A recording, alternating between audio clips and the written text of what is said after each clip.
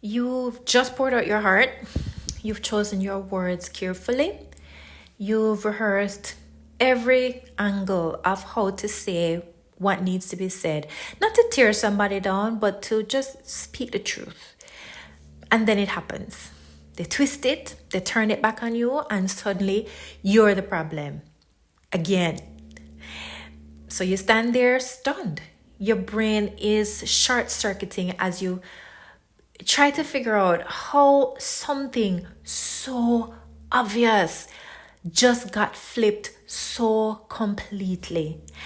And the worst part is that this is not the first time. Well, today we are talking about what to do when you constantly feel blamed in a relationship. When it's not only hard conversations that go sideways, but it's a pattern that's starting to mess with your peace and your perception of yourself, your identity. But before we dive in, I have a gift for you that goes hand in hand with what we talk about on this podcast, and it's called the Clarity Roadmap. It's only a couple of pages long, so it's easy to digest, and it will help you to reflect, to pray, and to take action as you listen along. So grab it at the link in the show notes. Okay, before we go any further, let me be clear. This is not an episode about whether you should stay or go in your relationship.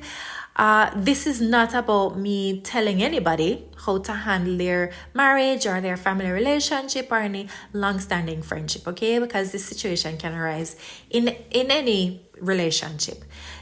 That's not my job. Telling you or anybody else what to do is not my job. It is not the work that God has assigned to me. But what is the work? Well, the work is helping you to uncover the patterns that are eating away at your peace and your identity. The work is to help you to ask better questions that you answer. And the work is helping you to trade confusion for wisdom and powerlessness for peace.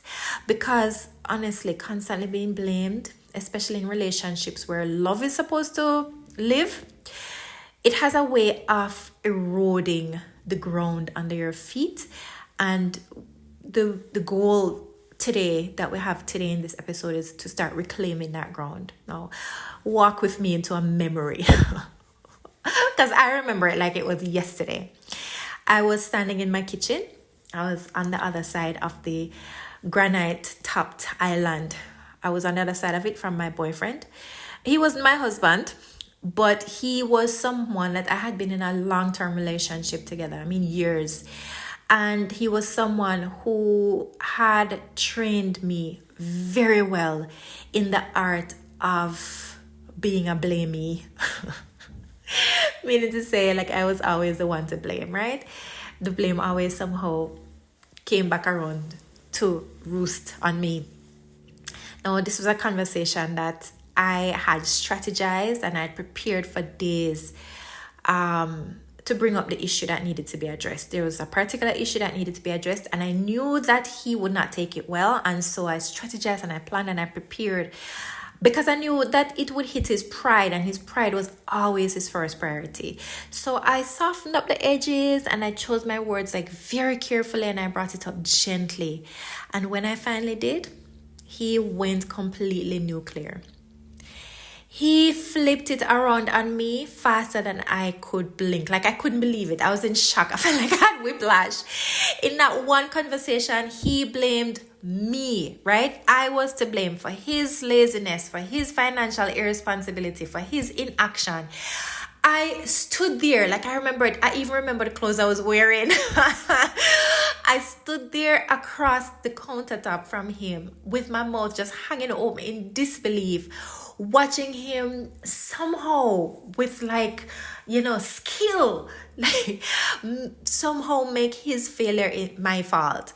And all I could think in that moment was, oh my gosh, he did it again. Somehow he managed to turn this whole thing around on me. Somehow this is my fault. I'm to blame here. And this wasn't new, okay? So don't think that this was like a one-off moment. This was like all the time. It was a pattern. It was with big issues. It was with small moments. It was with everyday interactions. It was with everything all the time. He made everything somebody else's fault. And because we were in a relationship and we actually lived together. Highly not recommend. Okay. Anyway, it was always somebody else's fault, but because I was so close, it was mostly my fault.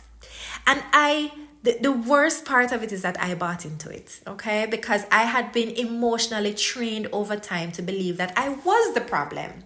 That if I could just be better, then he would behave better. Well, looking back now, it is like crystal clear to me. Like, it's so obvious, okay? But back then, my self-esteem was just completely shot by that point in our relationship. And my confidence was non-existent.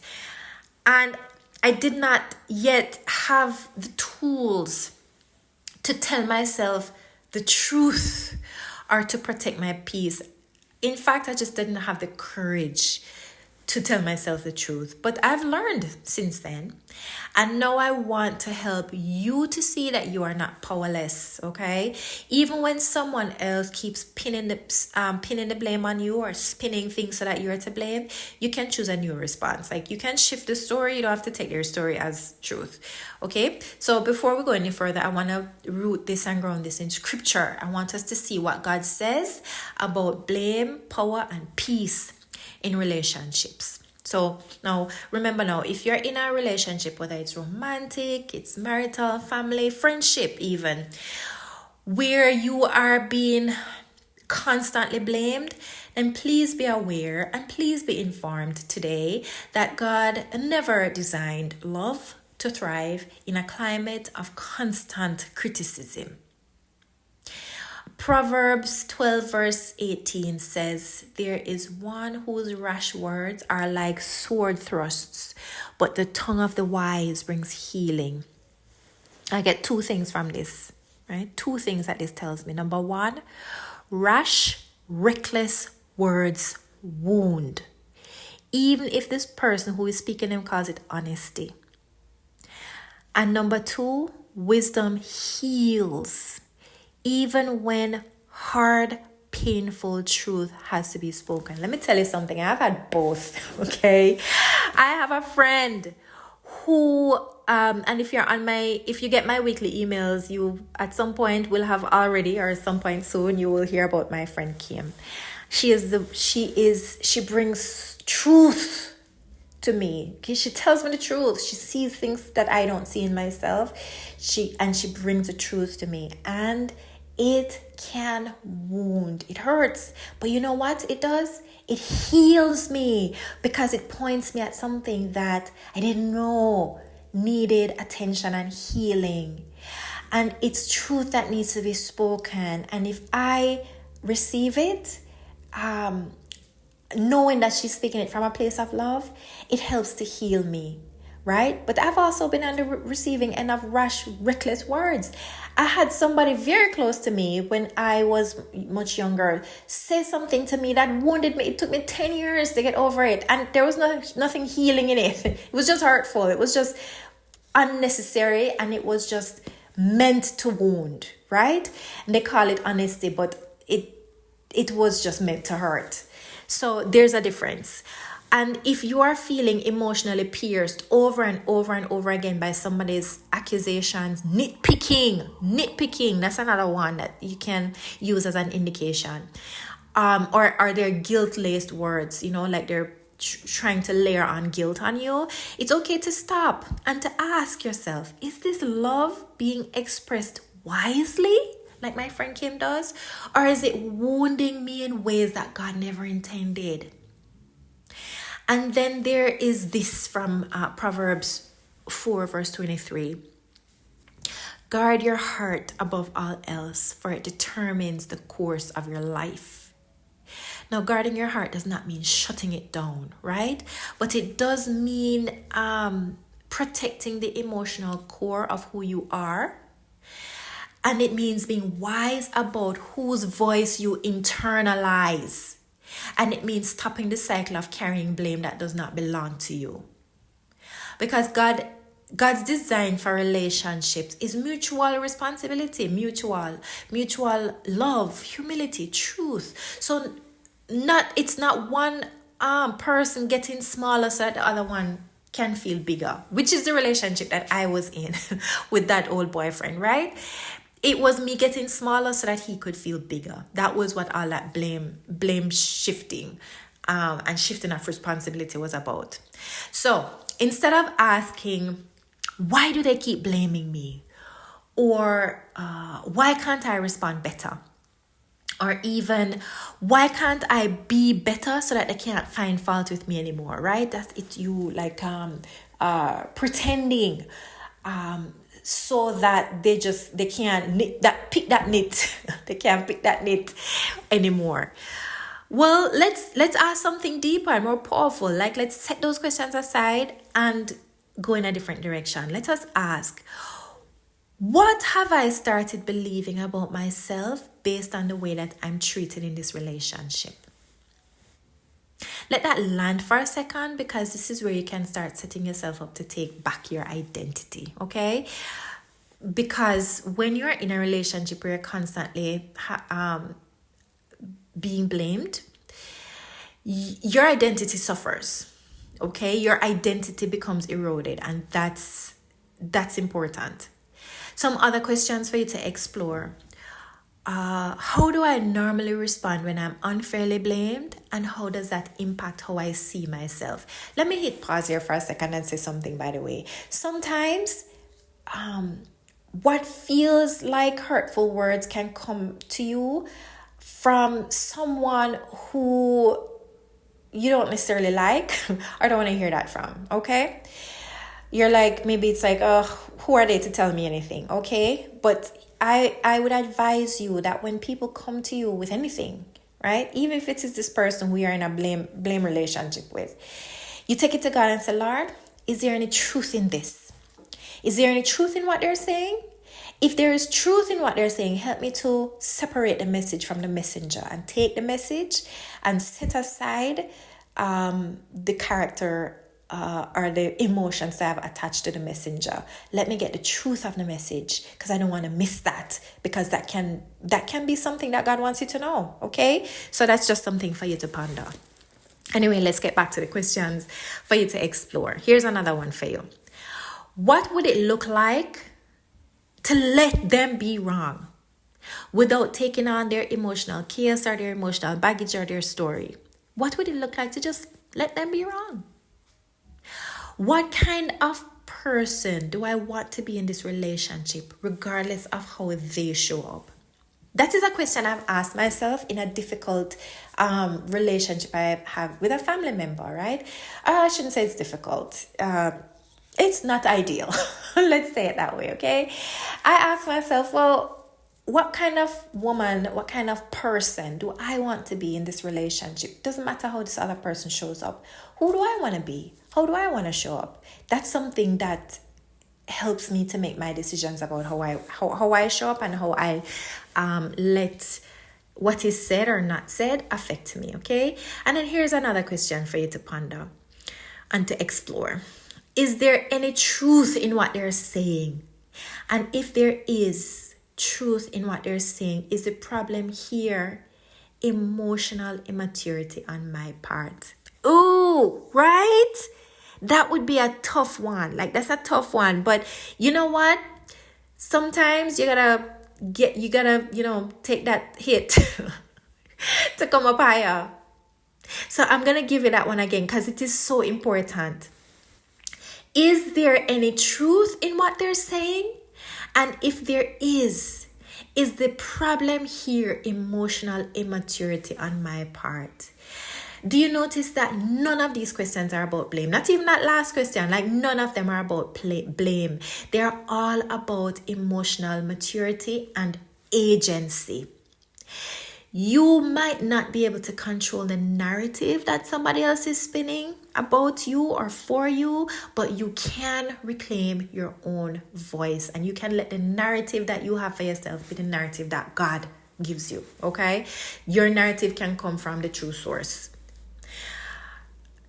And this goes for any relationship, okay? It can be romantic or non, it can be familial, it can be friendship, it goes for any relationship. So here's what I want you to do this week.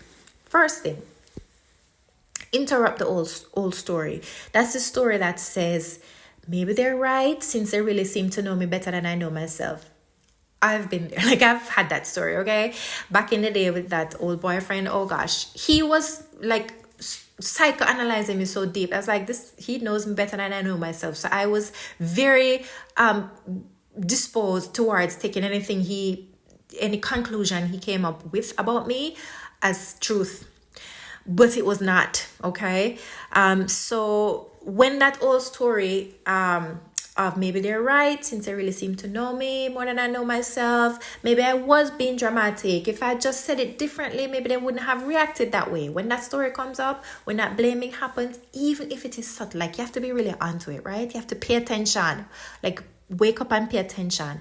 It's time to tell yourself a new narrative. And this can sound something like, well, that's their story. I don't have to adapt it. I don't have to take it on. I can stay calm even when they're spiraling. I can allow them to be wrong without going to war. Like, I can just let them be wrong. Let me tell you something. You see that skill of just letting people be wrong about you? It is a superpower. When you learn to do that, you take back so much of your power when you just say, you know what? I'm going to let them be wrong about me. Allow them to be wrong about you. You don't have to prove anything, right? Just allow them to be wrong. Write those sentences down, like, rewind if you need to, and write down what I just said, and then keep them where you can see them. Speak them out loud when you start to feel that old guilt and that old blame, misplaced responsibility rising up in you. Because you can hold on to your peace. Even when somebody is trying to throw you off center, you can hold on to your peace, right? What they're doing does not necessarily have to throw you off. Now, I love a good question, and I love a good question. One of my favorite things in the whole world is a good question. So here are a few of them for you to reflect on, to pray on, to journal about, however you want to use them, but be sure to answer them. The greatest question in the world is rubbish if you do not answer it, because the answer is where truth that sets you free comes from. So here are some questions for you to ponder, to answer this week. God, what lies have I started believing about who I am because of the dynamic in this relationship? Where do you, Lord, want to strengthen my voice without hardening my heart? Oh, that's such a tough one, right? What's the difference between being gracious and taking responsibility for somebody else's behavior? And what kind of woman do you say I am? You. Even in the moments when I'm being treated like I'm less, what kind of woman do you say I am? Now, these are not quick fix questions. These are deep hard work, like deep, okay? These are deep, like work questions that will lead you back to truth. And then one more step that I very highly recommend that you take. I've said it before, and I think it's applicable again for today's question. Run, do not walk to a bookstore, to your online book retailers, Amazon, Barnes & Noble, whatever online book retailer you use, or, and get the book called Boundaries by Dr. Henry Cloud and Dr. John Townsend. This book can revolutionize, stumble over that word every time. It can completely transform your relationships, because it will completely transform how you understand boundaries and how you understand relationships. All right. I highly recommend that you get that book, and I highly recommend that you also get the companion workbook. Read the book and work through the workbook alongside it. So as you're reading chapter 1 or section 1, or this particular section, Read it and then go to the workbook, to the corresponding section, and work through the questions. Like let all of, all of it, like these two books together, really excavate and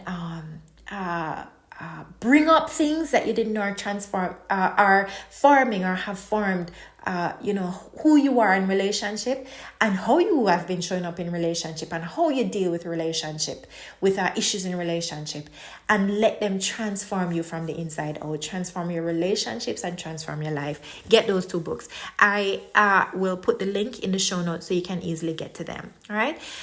Now, let's bring this to a close. When I look back on that time, I realized that I stayed in that relationship for far too long. In fact, I should never have been in that relationship in the first place. I did not belong in it. I put myself in it and I really did not belong in it. But having put myself in it, I stayed in it for far too long. Not because I didn't know that something was wrong, but because I allowed myself to be conditioned to believe the lie that I was what was wrong. I believed that if I could be better, if I could be more loving, more understanding, more perfect by his standards, then maybe the blame would stop. But it didn't. It didn't matter what I did. It didn't matter how perfect I tried to be or how I tried to, tamp down the things that he found objectionable in me. None of it worked because the issue was never actually me. The issue was never actually me. Now I know better and I show up differently in my relationships, which has completely transformed the quality and the quantity of relationships in my life. I have way fewer relationships in my life, like close relationships in my life, because I've allowed myself to be transformed by the truth of God's word, okay? And because I have allowed myself to be transformed by that, I show up completely differently and much more intentional. So let me tell you what I wish that somebody had told me back then when I was stuck in that toxic, blame-filled relationship. You are allowed to let someone be wrong about you. You're allowed to just let them be wrong. You are allowed to protect your peace. You are allowed to show up differently without waiting for them to change first. My darling babe, honey, I'm telling you that you can show up differently in a relationship without them ever changing. You can feel so at peace without them ever changing. It can happen. You do not have to start a war to stop accepting blame that is not yours. You simply have to tell yourself a new story, one that is rooted in truth and grace and the identity that God has given you. You know how you know what that identity is? You have to get with him to find it out. He's the one that has to tell you, because he's the one that created that identity for you. He's the one that created you in the first place. He's the one that has the blueprint for who he wants you to be and what he wants to do, how he wants you to show up, the path he wants you to take. You gotta get with God about it, all right? That is something that you can start today, right now. If today's episode stirred something in you, whether it is hope or clarity or even just a little nudge from God, don't forget to download the Clarity Roadmap. It's a free guide designed to give you a quick jumpstart out of feeling stuck. You can print it, pray through it, use it as a journaling companion. Whatever way you decide to use it, please remember that you do not have to have all of the answers all at once. You only need your one next step. And this free roadmap is a great place to start. To get it, all you need to do is click the link in the show notes.